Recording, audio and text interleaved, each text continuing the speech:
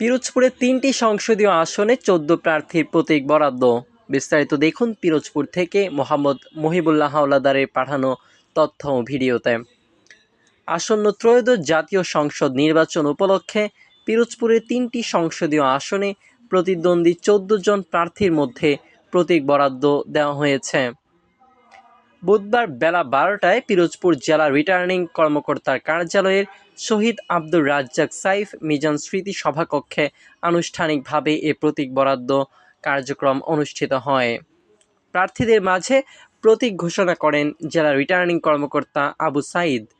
এ সময় উপস্থিত ছিলেন জেলা পুলিশ সুপার মোহাম্মদ মঞ্জুর আহমেদ সিদ্দিকী, জেলা নির্বাচন কর্মকর্তা আব্দুল মান্নান সহ প্রশাসনের ঊর্ধ্বতন কর্মকর্তা ও প্রার্থীরা। রিটার্নিং কর্মকর্তা জানান, পিরোজপুর ১ আসনে ২ জন দলীয় প্রার্থী, পিরোজপুর ২ আসনে স্বতন্ত্র প্রার্থী মাহমুদ হোসেন সহ ৬ জন এবং পিরোজপুর ৩ আসনে স্বতন্ত্র প্রার্থী তৌহিদুজ্জামান সহ ৬ জন, মোট ১৪ জন প্রার্থীর মধ্যে প্রতীক বরাদ্দ সম্পন্ন হয়েছে। নির্বাচন সুষ্ঠু ও শান্তিপূর্ণ করতে প্রশাসন সর্বোচ্চ প্রস্তুতি নিয়েছে বলেও জানান তিনি।